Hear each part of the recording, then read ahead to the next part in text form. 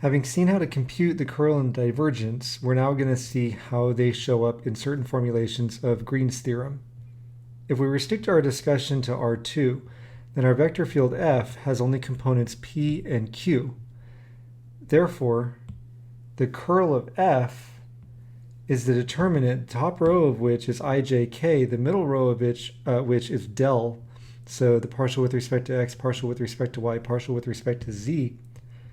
The bottom row for the vector field F has only components P and Q, and so we have 0 in place of R.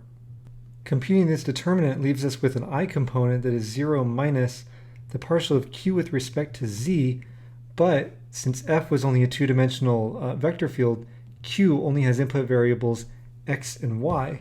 Therefore, its partial with respect to Z is 0. Likewise, in the J component, we have a partial of P with respect to Z. It is also 0, so minus 0 gives us 0 for both the I component and the J component. What we're left with is the partial of Q with respect to X minus the partial of P with respect to Y times K. So we can rephrase this as the curl of F is what we just said. It follows that the curl of F dotted with K, where did that come from? It's leading to a result. The curl of F dotted with K will simply give us the partial of Q with respect to X minus the partial of P with respect to Y.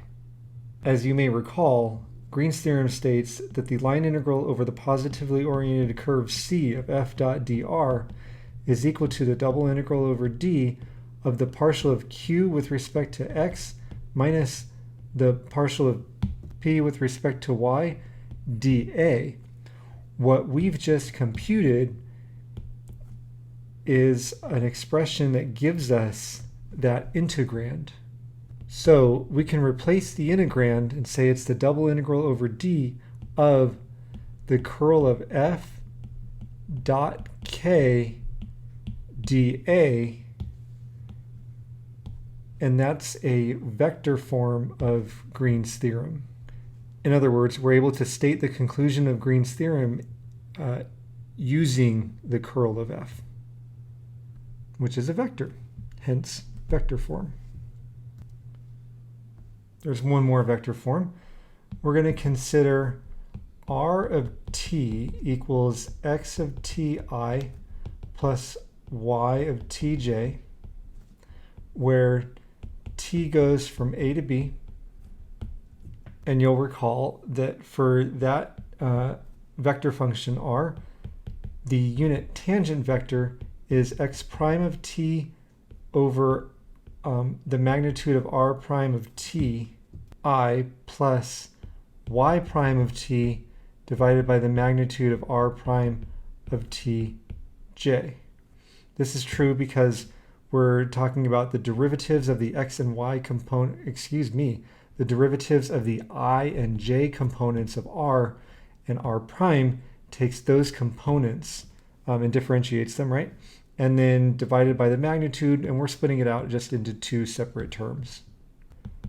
It follows that the unit normal vector is n of t is equal to y prime of t divided by r prime of t in magnitude I minus x prime of t divided by the magnitude of r prime of t j. I'll justify that in just a minute, but I just realized our author is using a notation that has a lowercase n, so there it is. And how is this the unit normal vector? First of all, it's a unit vector because x prime and y prime came from r prime, and we're dividing by the magnitude of r prime. But if you think about it, if you dotted t with n the way they sit now, you'd have x prime, y prime minus y prime, x prime. And so a couple of moments thought, you'd say, yeah, it works.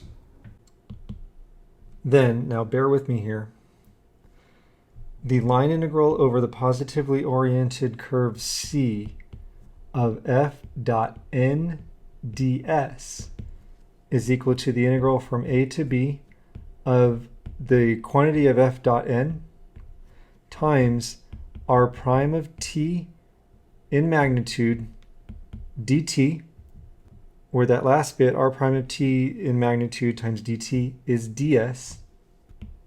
So